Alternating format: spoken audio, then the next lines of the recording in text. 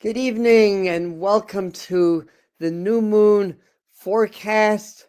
And there's just no way I'm through word, going to be able to give this new moon its due justice. I mean, it's like conjunct with Galactic Center, the same declination as Galactic Center, while 3i Atlas is at its perigee to Earth. I mean, I'm like, are you kidding me, Spirit? Oh my God. So there's a lot to talk about. The glasses are on, which means I mean business. And if you're here watching this as a video, I'll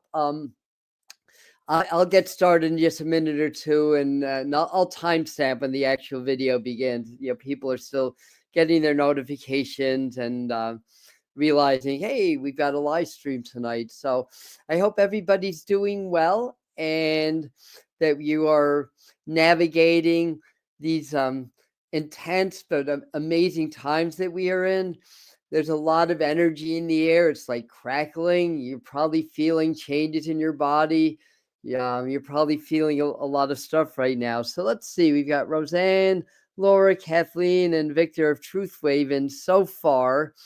And we'll see if more people come on. We're starting a little bit later tonight, so we may not have as many live people, but people tend to catch up with these on the videos a lot also. Hello, Millie. All right.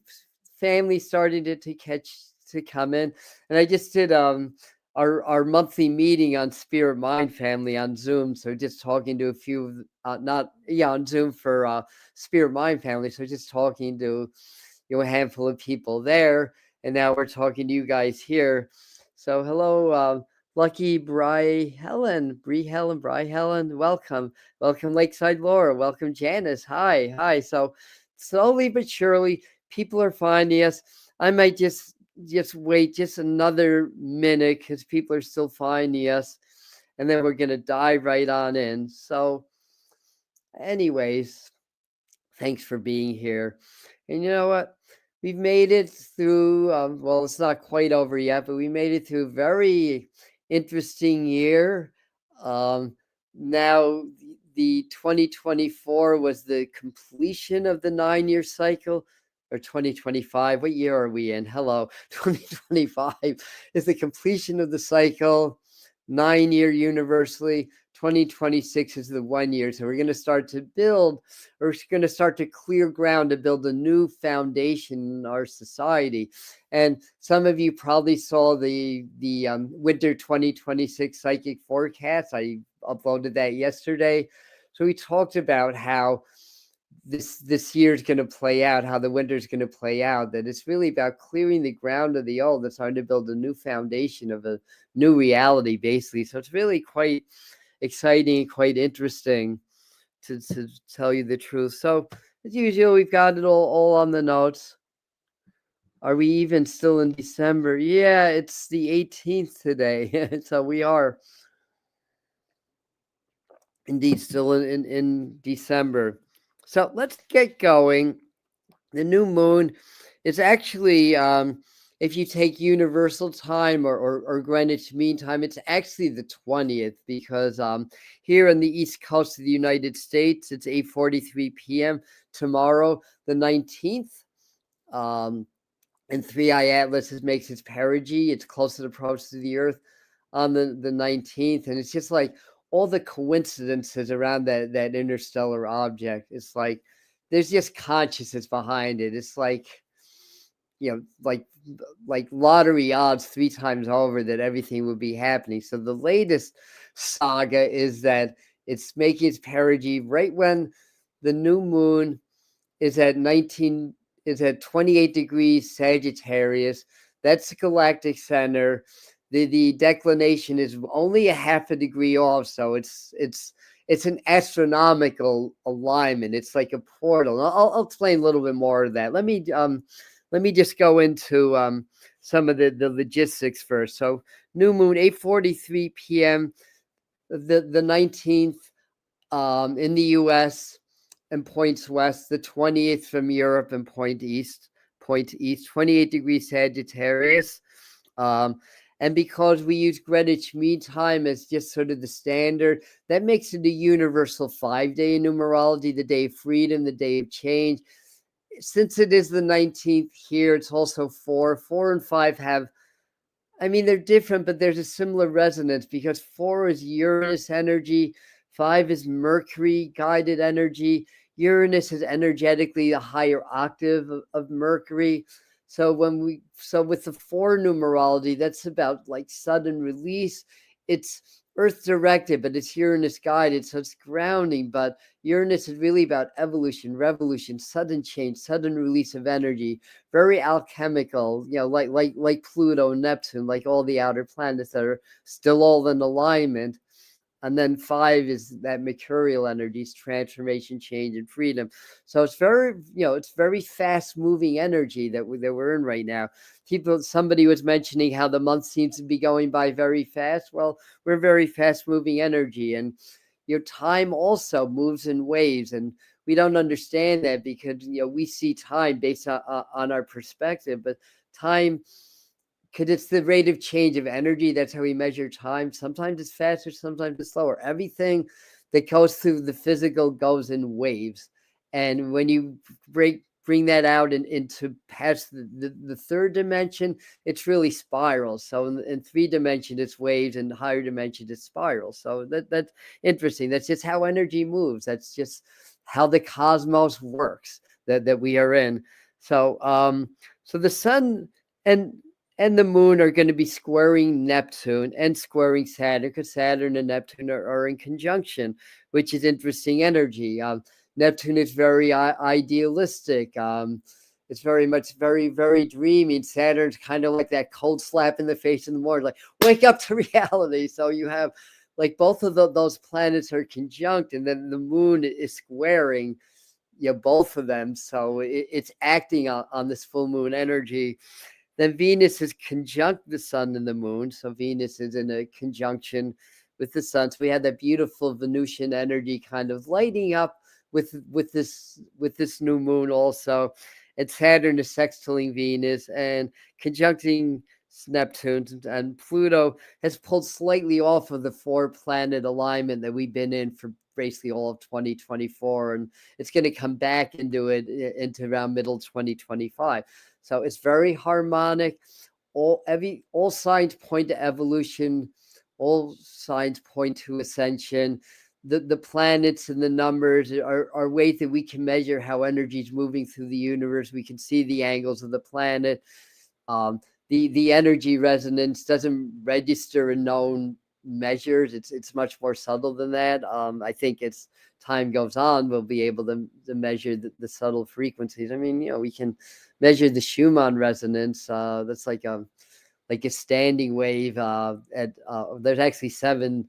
There's more than 7 modes, but there's 7 different standing waves. The base mode is 7.8 hertz. So it's like one. Like the wavelength is like one wave is about the diameter of the Earth. That's how low a frequency that is. But we can measure that now. So anyway, interesting. So what else to go? 28 degrees. So let's talk about that for a second. Then we're going to go into the 5 things to know about this. I've got some divination cards first near the end to get more messages. A couple of spiritual exercise recommendations. Let's see. Want to learn about these conjunctions and their functions. Yeah, so that is a very interesting topic also, because when planets conjunct, they're kind of joining together. That's what a conjunction is. So it's sort of like they're resonating together with each planetary energy. As I was saying, Saturn is very grounded. It's about lessons, karma, hard work, discipline, all that stuff. And Neptune just wants to float off into the ether. It's very nebulous energy. It's very intuitive. So in the positive light, it can ground spiritual energy, can ground the intuition and balance it with rationality. But then it can also work against each other, similarly. So they strengthen each other. Exactly, Laura. They strengthen each other. Conjunction, junction. I like that. Very, very good. Yeah, I look good on your television. Oh, good. I found my fountain of youth. Heart brain coherence. Telling you guys, we've been preaching that like the gospel for how long? you're 67 and still rocking it, knock on wood. Every day I'm grateful that I get out of bed. We should have that attitude of gratitude and appreciation. That is heart brain coherence. And sometimes, and I've got to do this more myself, to be honest, but sometimes do the exercise, you do the heart brain coherence exercise. But if you're doing that for 10 minutes and for 3 hours, you're cursing out traffic, it's not going to work. You've got to really live those energies also. I mean, we all get emotionally riled up. I do too. I don't always have the longest fuse. I'll admit that. But the idea is to get back into those high vibes, solve it quickly. And, we're human. We're supposed to experience different ranges of emotion, but our base emotion, if we can make that gratitude, appreciation, compassion, love, caring, and all that stuff, then we get very coherent, and that helps that with the graceful aging. And just to cut to that also, what you're saying, Lauren, thank you too. Sometimes people will ask, why, what's my secret? I mean, I know people that are, I know of people that are 70 that look even younger than me. So I'm not tooting my own horn. I mean, I look somewhat young for my age. But when people ask me that, I'll be like, I don't fear growing old. Yeah, that's my answer. And that's it right in a nutshell, because what is law of attraction? How does that work? You combine a thought and intention with an emotion and a feeling. If you combine that, you create that reality. So if I'm worried about getting old, well, I'm thinking about age and I'm applying the emotion of worry and I'm manifesting that. So that's the real secret. Okay, there you have it. Getting back to the moon. Back to the moon. 28 degrees is a 1. That's new beginnings. New moons are new beginnings. So it's very new beginning energy. Sagittarius at 28 demands honesty and directness. So that's an important attribute of this new moon energy. Sagittarius is the straight shooter, right? Sagittarius are brutally honest sometimes more too honest, but that's beside the point. So demands honesty and directness, and with our outer planets in alignment, it focuses the lens on what's not fair in the world. So that's part of the energy of this. And the new moon, that's the template or the blueprint, whatever you want to call it, that the whole 29-day cycle builds upon. So understanding the energies, the moment of that new moon, it allows you to really understand how to plan for the lunar cycle. So 28, new beginning. Sagittarius, very straight shoot, very direct. It's expansive. It's Jupiter energy, so it's expansive. It's tend to be jovial. That's where the jovial is of Jupiter. That's where the word jovial comes from my understanding. So the thing is, and it's really craves honesty and fairness. So what's not fair in the world, that's more gets the spotlight on it in this new moon energy. Politics, world governments, distribution of wealth, and all that kind of stuff that we know really sucks in this world, to be blunt about it. So I'm a Sag rising, so my Sagittarius bluntness, it's probably going to come out. Maybe my dark humor as well, but in any event. So the other thing is 3i Atlas at its perigee. Perigee means close, right? What's the opposite of that? Apogee. That's when it's the farthest away. Perigee is when it's the closest. Now, truth be told, people make a big deal about this. I see all these creators that sometimes like BS monetizes very well. So you hear like 3i Atlas has changed course, it's heading to the Earth. Well, 3i Atlas is making its closest approach to the Earth tomorrow at, I believe, 1.2 astronomical units, or 1.2 times the distance of the sun. I'm sorry, but over 100 million miles is not even close. So it's not going to hit the Earth. I promise you that. Well, I shouldn't promise that. Weirder things have happened. It's like, what if some kind of energetic tsunami changes? Who knows? We never know. But anyway, you get the idea, right? It's small, and it's far from the sun. So what's the big deal? It's got this really hard to explain metaphysical relevance that I believe that it is, I don't necessarily want to say a life form, but has the resonance of life, as it were. It seemed to have purpose, consciousness, direction. And I talked about that, starting in August when I did some remote sensing on it. I got a lot of stuff that's holding true even today. So I think, not, it wasn't 100% accurate, but what is, we're humans, we're going to make mistakes, but I got a lot of the information then, and it's only just verifying. But it has this resonance of purpose in life, and I do believe it possesses a high degree of cosmic consciousness, and it may be a life form. It may be like a cell. I put forth that idea in a different video. Like, what if this is a cell, and there's 3-eye atlases all over, this part of the galaxy, space, millions of miles away, each cell. Just a theory. It's probably not true, but just a theory. I feel like Spirit saying, it's not that far off. Okay, what they're saying, it's it networks with other entities that are connected to the galaxy, or the section of the galaxy. I mean, it came out. Another interesting factoid is that it approached us from the constellation Sagittarius, and Galactic Center is just at the very tip of the constellation Sagittarius. It's 28 degrees in Western astrology. I think in Vedic astrology, it's just about 0 degrees Sagittarius, or 1 degree. That takes the actual constellations into effect. But it came out of Sagittarius, so it comes from Galactic Center. So it's got all that information. But anyway, it's small, but it has this large dusty coma, plasma coma, unknown energetic factors that have already proven to affect the sun and the inner solar system. And we've seen that. We've seen many examples of that. And I think that's going to be more known with that. Well, thank you. We love Jesus here also. So thank you for that as well. So also the winter solstice. Now, the interesting thing about the winter solstice, right? Yule, that's the birth of the sun god, and then Christmas is the birth of the son of God. So there's a lot of parallels with that also. Yeah, let me just we love Jesus Christ here also, but we're going to have to say goodbye, unless you're well behaved here. Thank you. I don't think Jesus would approve of intruding on somebody's live stream.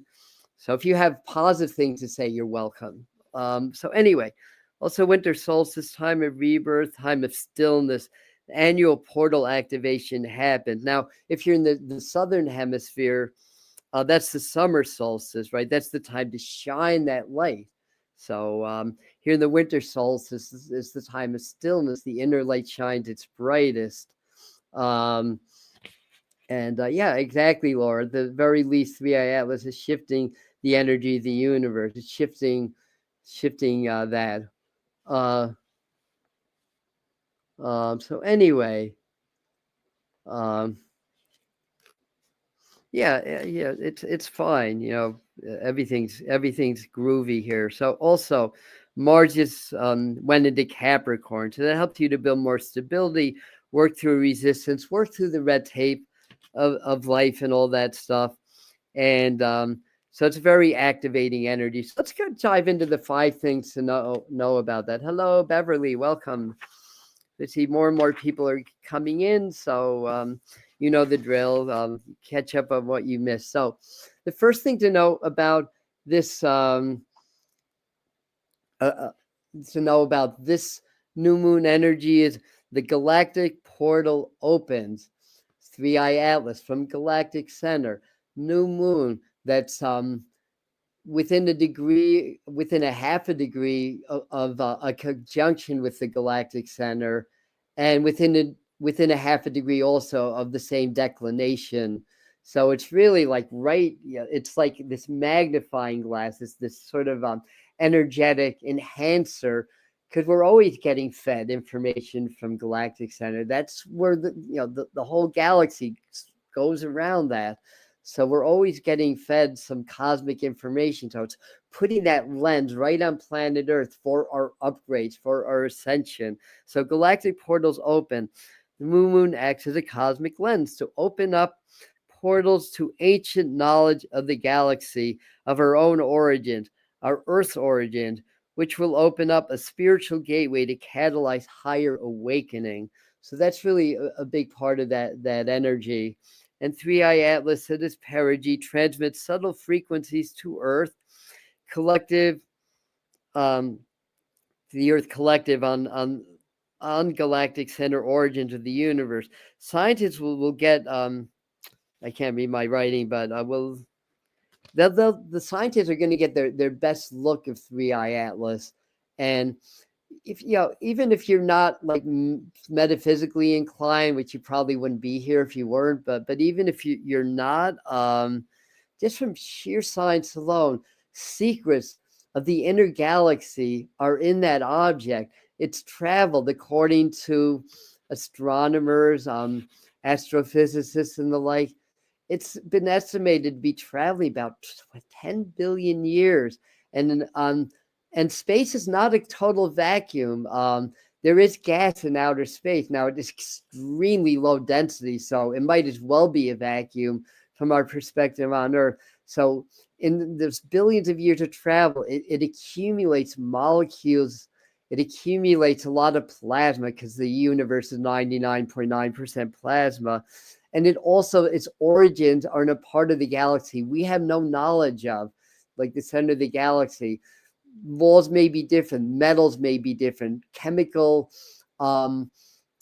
reactions may be different. So scientists have a real opportunity to have a great glimpse of this right when all these high-powered telescopes are coming online. And one of them has identified, I think, 10 billion galaxies. I mean, the universe is just endless and endless, right? That's galaxies. Think about how big one galaxy is. So it's really amazing. So Portal activates higher consciousness, supports humanity's awakening. So that's galactic portals open up. So that's a really huge thing to know. So the second thing to know about this amazing new moon energy is it is a huge reset. Hello, Peter. Peter, greetings from Wales. Welcome. So in Wales, it's actually going to be, the new moon's actually on the 20th. Here in the States, it's on the 19th. Hello, Bohemian Dollhouse. So hello, any fellow Syrians and Avians here in the house? Yeah, I think so. I'm more Arcturian and Lyran. That's what I identify with as part of my interstellar origins, as it were. So it's number two. It's a huge reset. Energies have been building with 3i Atlas, multitudes of comets. As 3i Atlas got close, comet after comet was discovered. Green comets, outgassing comets. I mean, not outgassing, but outgassing away from towards the sun rather than away. I mean, it's just, again, astronomical odds that all this is happening. Something big is happening. And this new moon is really an apex of that. Like I said, words aren't going to do this justice. I'm doing my best here, and you can see I'm pretty excited, right? Yeah. So all the those that are crazy about cats, you're probably a Lyran starseed also. So anyway, energies have been building with 3i Atlas, multitudes of comets, high solar activity to follow it in the cycle. So I think that's the next thing. And, we make a lot of predictions on the channel. A lot of you know that, right? And we talked about early December, there'd probably be solar flares, but I was looking to late December when that big sun-star group makes its next rotation, that being the time. And I think I did a video recently, I can't even remember, where there may be some activity right around the 19th, right around now, from the sun, other than the coronal holes. Those would happen anyway. And actually, a new sunspot group has formed on the Earth-facing side. When they form, often they only take about 48 hours to start to get active. So it'd be interesting if that happened that soon. But in any event, let me drink some water.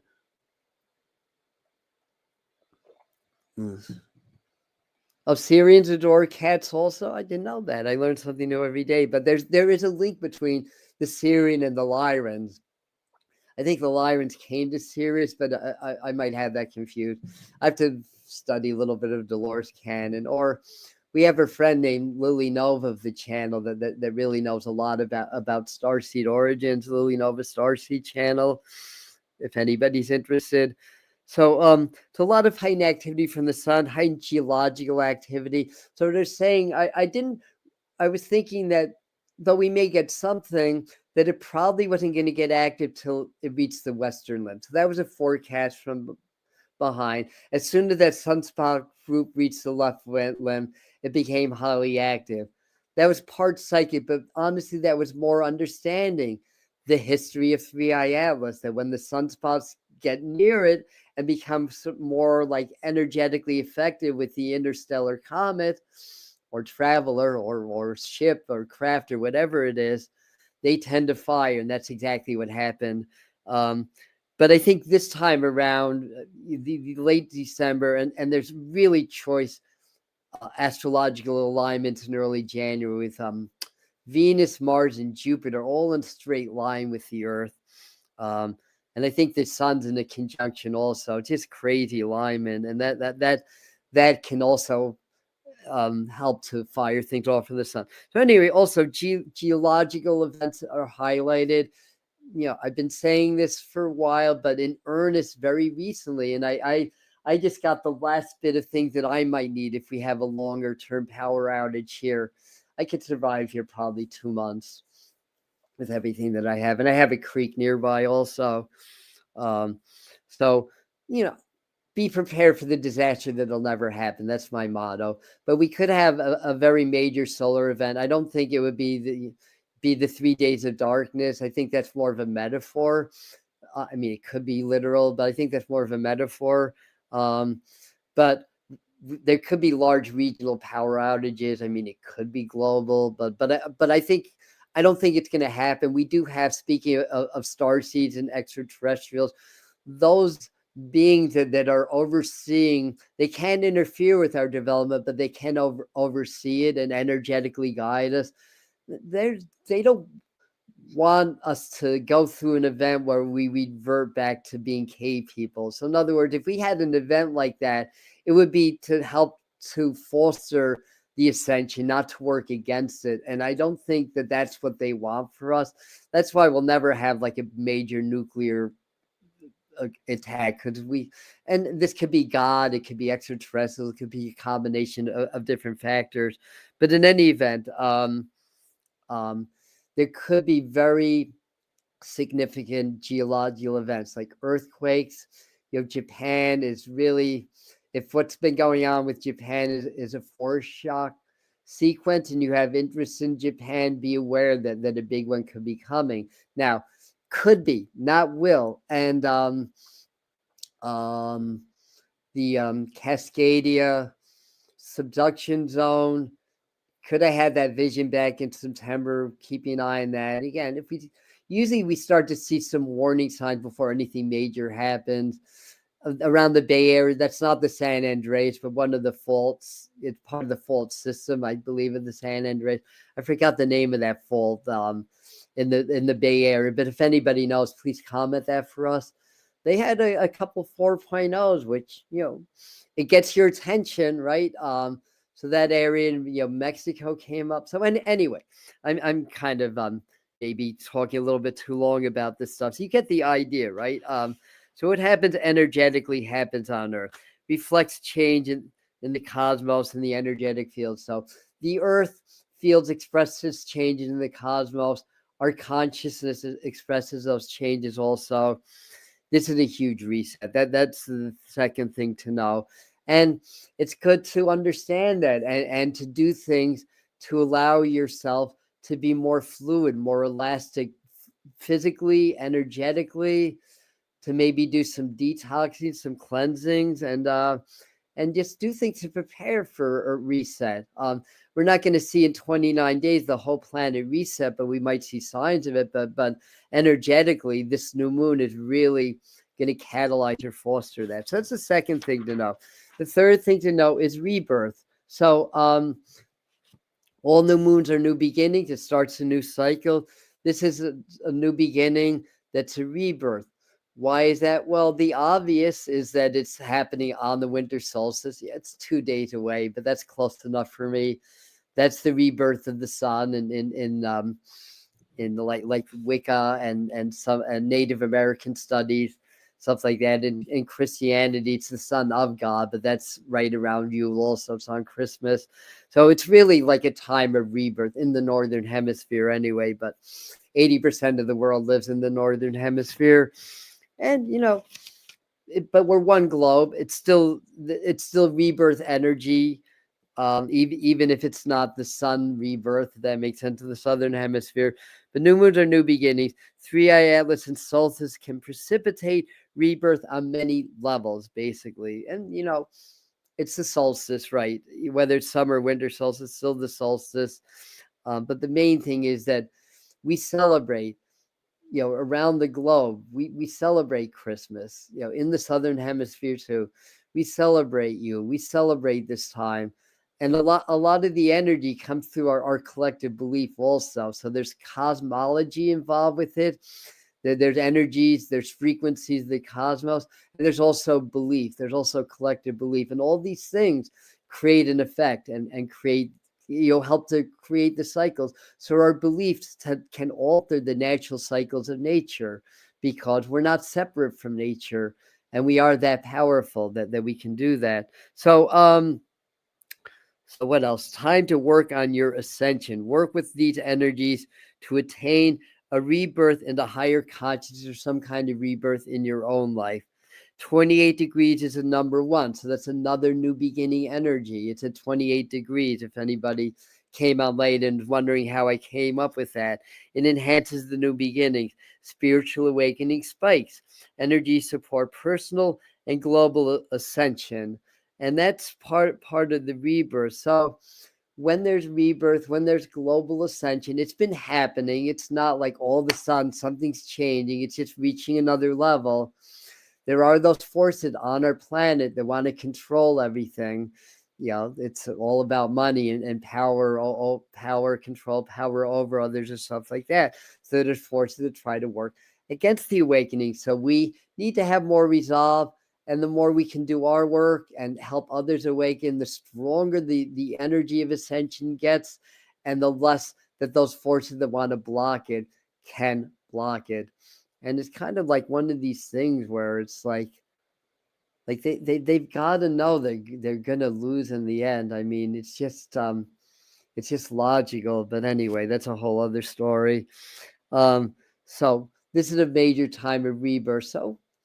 So in our own personal lives, let's facilitate some kind of a rebirth for ourselves and project the energy of a positive rebirth in humanity.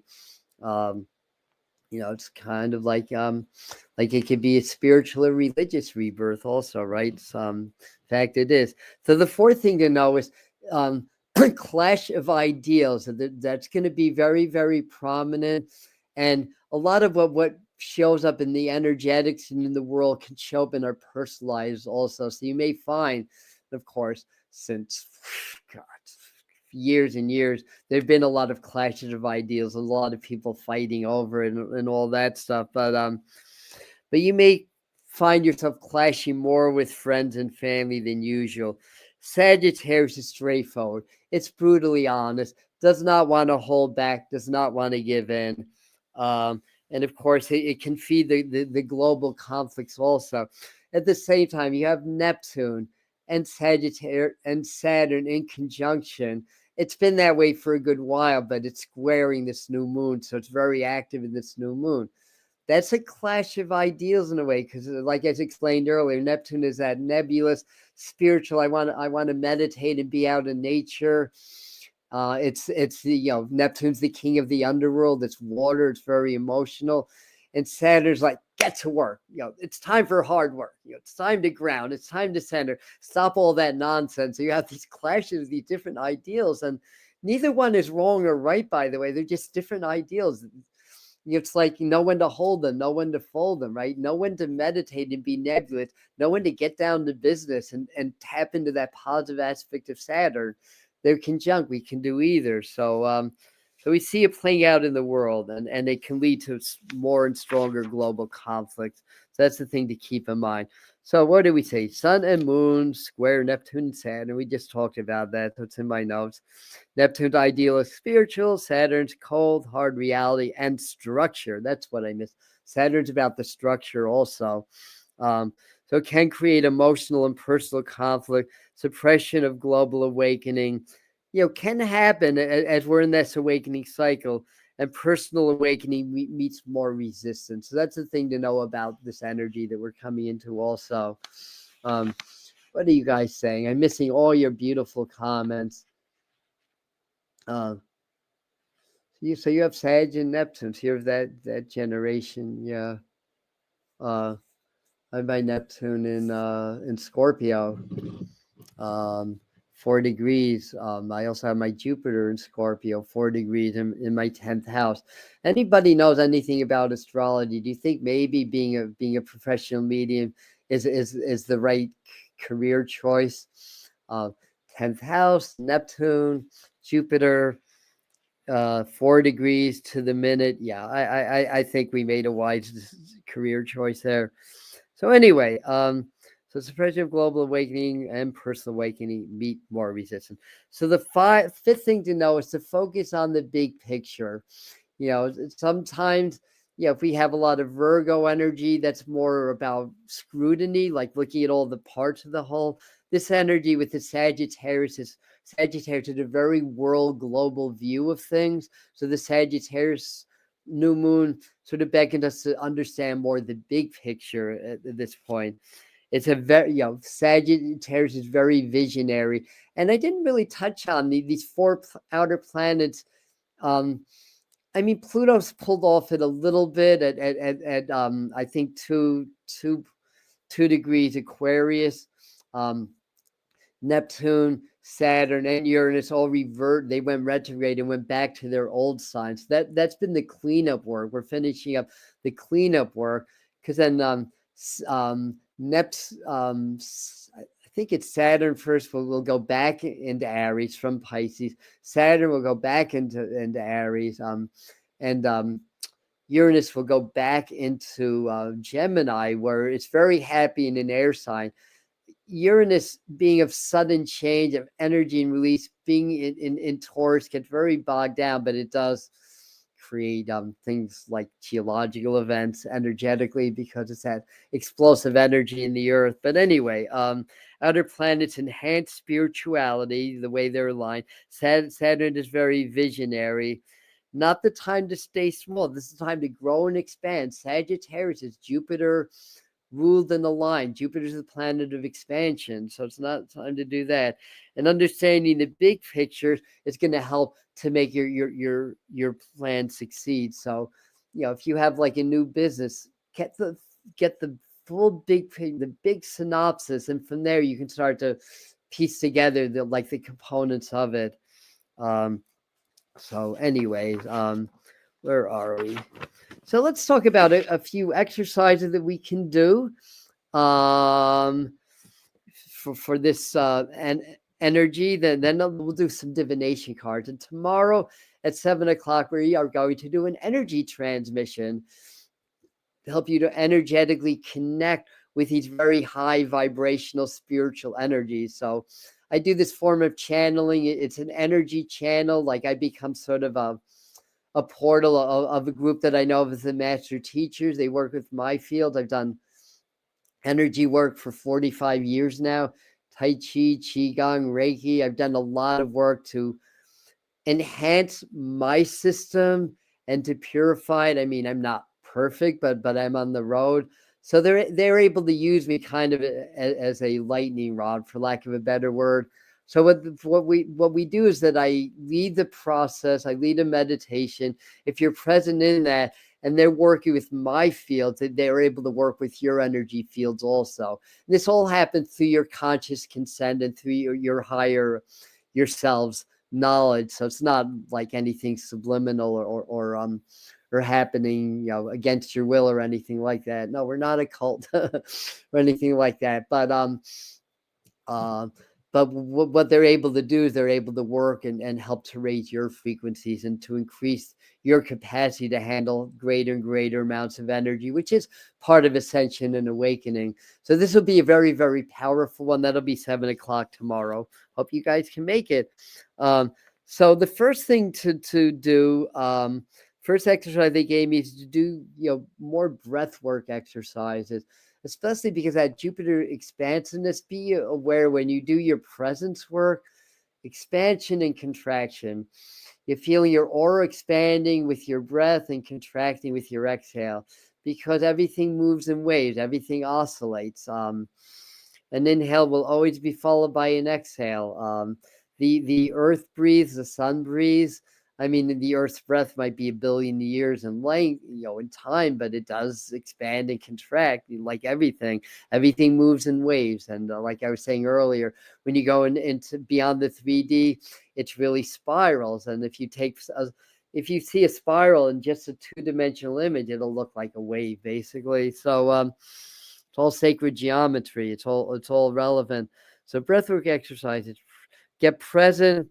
Feel expansion with each inhale, and then relax with each exhale. And that, if you do that, if you focus on that, that'll keep you in presence longer. It's a good focusing mechanism.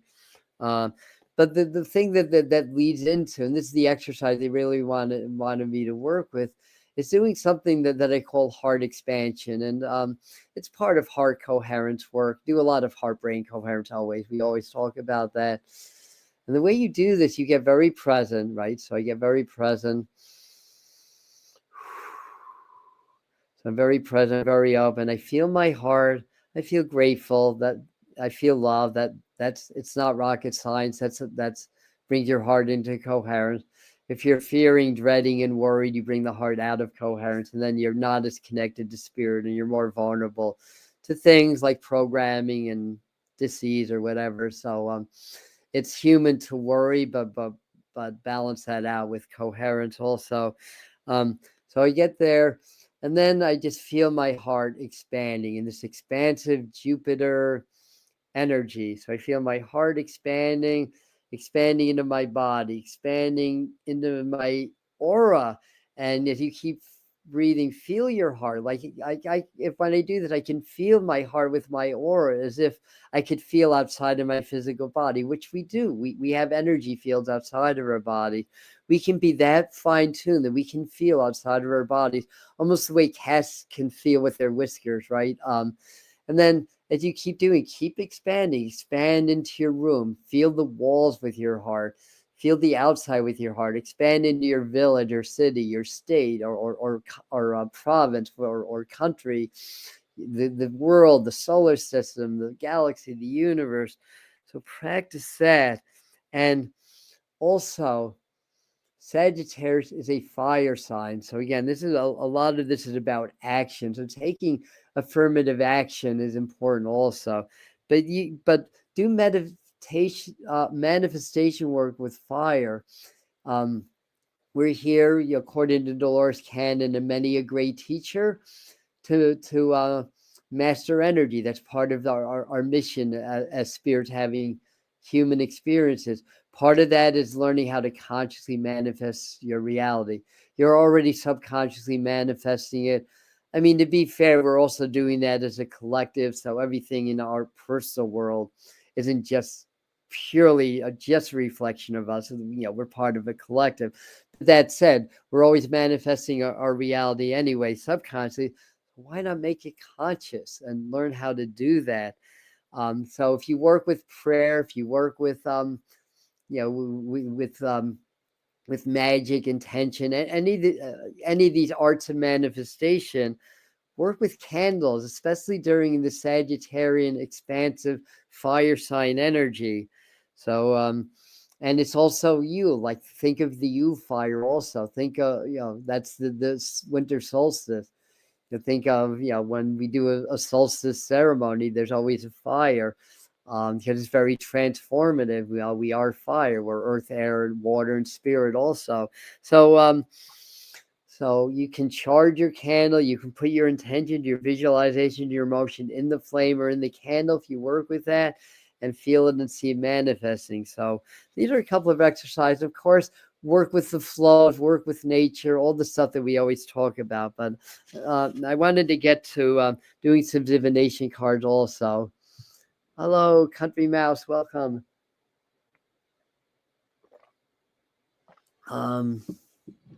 Hey, Josh. Welcome, welcome, welcome.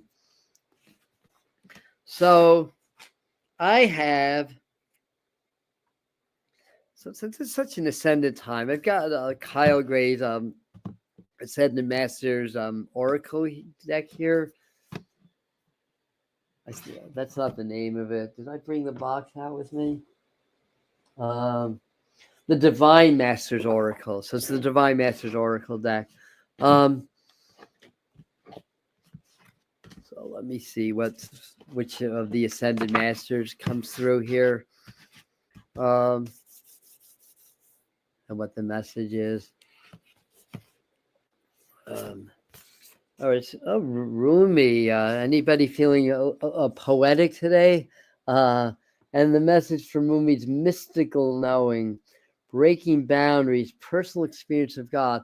And Sagittarian, I mean, maybe Aquarian more known for breaking boundaries, but Sagittarian is certainly good for breaking boundaries, right?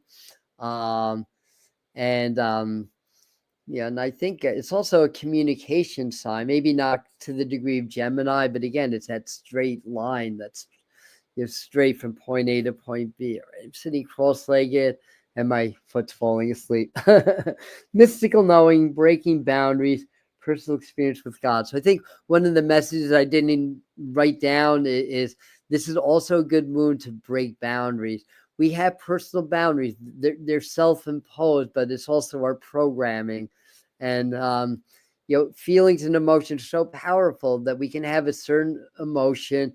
It creates hormones in the body, creates a certain feeling, and it stops us dead in our tracks, right? That can happen. So this is the time to work on breaking through those personal boundaries. This is a really, really good lunation for that we're in now, and it carries to the next 28 days. So that can be a project. Like, what is personal boundaries are holding you back? Identify that and maybe come up with some good affirmations, some good exercises and processes to work towards breaking that. Because we work on programs. That's how the human subconscious works. So sometimes we have to reprogram the mind in order to accomplish these goals. And you can do that again through affirmation, through repetition, mental rehearsal. All these things are really, really, really good tools. And just breathing and chanting and doing like Vedic mantras can be really, really powerful. That just popped in my mind. So I think Spirit is saying, for those that do yoga, of course, that. And if not, maybe work with some of the classic mantras also to help you to break boundaries. It's all about expansion and growth now. And when we expand, we break boundaries, right? If I expand past, if I expand so much that I'm bigger than my living room, then I'm going to break the walls. I'm going to break the boundaries of the room that I'm in, right? So thank you, Rumi, for that wisdom, and Kyle Gray for providing that for us. There's another Kundalini yoga, I might add, Kundalini yogi. So I have the let's do. So we're talking about Lyrans and Syrians, and I don't know if somebody brought up Andromedans also. I've got to sit Zen posture because my legs are falling asleep. I swear I was Japanese in another lifetime because I have the low tables here. I sit on the floor. Usually I eat on the floor. My low coffee table. I love it. That's just how I feel comfortable. We are limitless, right? That's breaking boundaries. We're limitless. Yes. I don't know. Where did you see the Rumi card recently? resonates. Thank you, Lucky. Thank you for your comments. Shake it off, Adam. Yeah, shaking it off. Shake off that leg. All right. Funny how Spirit chose this card. How did one card in my Starseed Oracle deck just happen to be right side up when all the others are face down? Thank you, Spirit. The Blue Flame. This is what the card looks like. Nice. That's kind of like, although Three Eye Atlas has turned gold now, but it was blue for a while. So it's kind of like Three Eye Atlas energy too. The Blue Flame, I love it. And you might get the message, might be in the image for you also. Close to Earth, Three Eye Atlas, yep. 1.2, or is it 1.5? I think it's 1.2 AUs from the Earth. About roughly 110 million miles or something like that. Not exactly close, right? But it's energetically, it's here. The distance doesn't matter. Energetically, it's here. And its large dusty comet is already interacting with the Earth fields. It's been happening. So it's really, and from that vantage point, it really is that close energetically. And it really is at its peak now during this new moon. Of course, you can't, I mean, God is the best playwright, right? You couldn't have scripted this any better. You could not have. So the message here is spontaneous awakening, activation, integration time. Don't be surprised if you have a spontaneous awakening. And some people might say, well, I had my awakening. But you've had one awakening. There's different levels of awakening, right? There's also a lot of different definitions. And to me, a spiritual awakening isn't just awakening to the ills of society and politics and all that stuff. When you have a true awakening, you do awaken to that. But to me, there's a lot more. It's like when it was a shaking. I called it an awakening until I realized it actually led to a lot of problems in my life. I was in college. I was a little young to have it, but I had the shaking. I realized everything's energy. I realized everything I've learned is a lie. I went from like an AA minus student to barely passing college. It really, I mean, it is what it is. And it got me into like hallucinogens and all that kind of stuff because I really wanted to learn, into yoga and martial arts. Well, I was into some of these things already, just got me more into it. But anyway, I was going somewhere with that. But in any event, oh, right, with awakenings, that there's different levels of awakenings. But to me, it's like when you really, not just intellectually, but really resonate, like have a internal understanding that we are energy, just like that's a nice thing to say, because all the new earthers are saying that. When you really own that and it really becomes your experience, everything really changes. And I think that's the level of awakening that humanity's on the threshold of. And then there'll be higher awakenings as you go along, and there may be awakenings that lead up to that big one. So in any event, Blue Flame Collective, yeah. Oh, and close to the Earth. Yes. Thanks, Laura, for clarifying that. Hey, thank you, Matt, for whatever you said that Felicia, thank you for. I second that motion.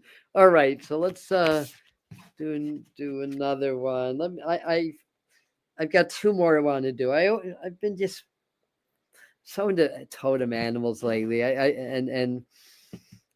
I mean, I know that the medicine cards are really just animals of the Americas and mostly North America, but I've just been loving these cards lately. So let's see from that perspective what our animal totems, our spirit animals are saying about this new moon. What is this? The turkey, the great giveaway animal, the giveaway eagle, they're called. This is about, opening the heart, being generous, giving from the heart, give to receive back from spirit. I will explain how turkey medicine works with the story, and it may resonate with you. I used to have a perfect smoky quartz. It was perfect shape. It had angels in it. It had phantoms in it. I love that. Now, there's a time, that I was doing plant medicines back in the day, and I would do Wachuma ceremony. Some of you know what that is. In English, it's called San Pedro. So it's a cactus that grows, in South America, basically. And the shaman, he was the chief shaman of Machu Picchu. So he's really good. I did, we did the medicine. He did the limpias, the healings with the tobacco and the feathers. And I just watch him in action. I just couldn't take my eyes off him because I could see the energies. So and I had a lot. That's back when I had a lot of health problems, lot of stuff going on. And so in any event, I just got this message to give him that quartz crystal. I'm like, no, that's my favorite. That's my favorite. No. But I did it. And so we had a weekend retreat with him. At the end of the retreat, I just was saying, Spirit told me to give this to you. And he looked at me, he said, are you sure? And I said, yeah, I'm sure. And I'm sure. No, I'm sure. And so he looked at it. He looked at me. He looked at it again. He looked at me and he said, would you mind if I use this to continue your healing from this week? And I'm like, do I mind? Bring it on.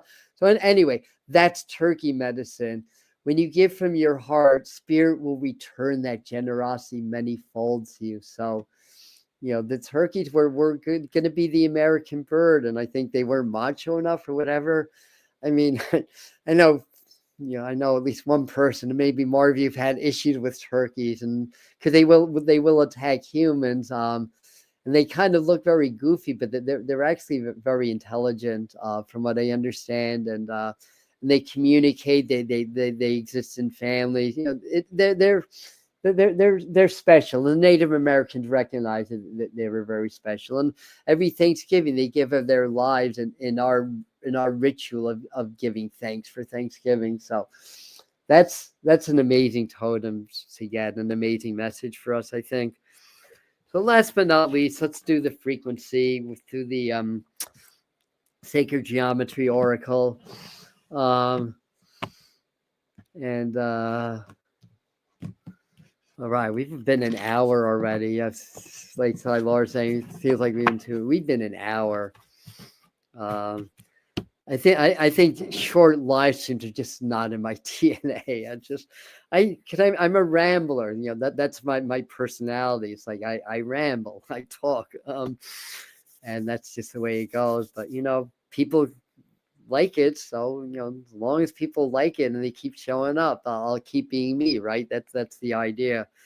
So anyhow, here we go. Got my card. I saw this energy. I said something with the heart. We're gonna get something from the heart. Well, coherence isn't actually of the heart, but we talk about heart coherence a lot. That's what we want. The coherence is that integration of our different selves, right? Heart-brain coherence is the integration of the heart and the brain. And when they integrate, because they are integrated, they get severed through social conditioning. Then we become integrated with spirit again when that happens. That's why it's such a valuable practice. The message is the frequency of coherence supports our ability to harmonize the frequency of the heart with the frequency of the mind for an optimal ability to create the reality that we desire.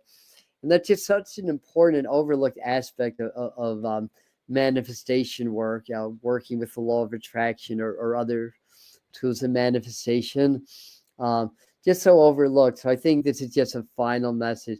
Do your heart-brain coherence. This is, this is really a powerful portal energy of spiritual ascension.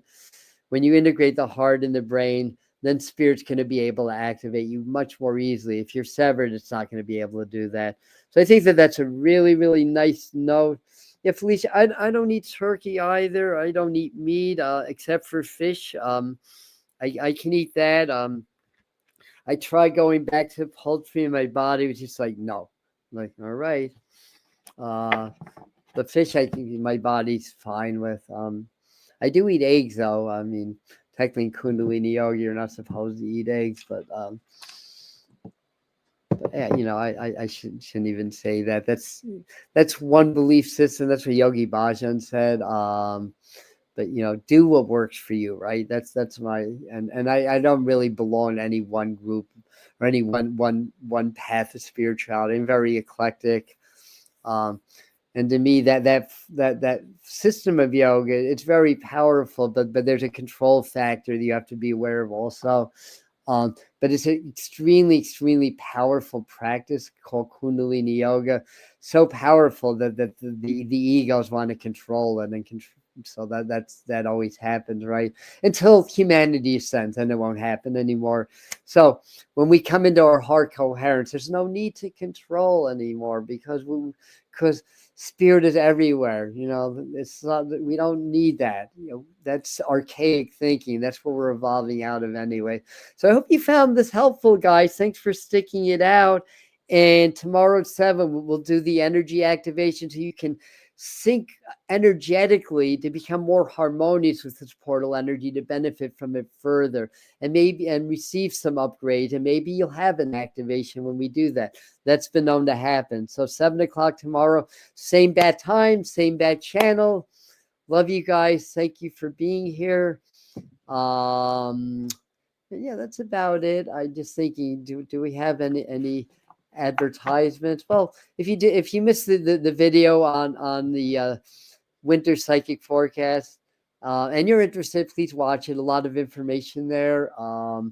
And we also have an inner core group that we're going to make it very much just about ascension now, called Spirit Mind Family, where we're going to dive deeper and do deeper ascension work together. So that's Spirit Mind Family. It's on Patreon. For now, it's staying on Patreon, even though that website drives me absolutely crazy. So anyway, so if you want to join, I'll have information on the pinned comment more about that. All right, love to you, love to everybody. Thank you for being here, and we shall see you at the next video.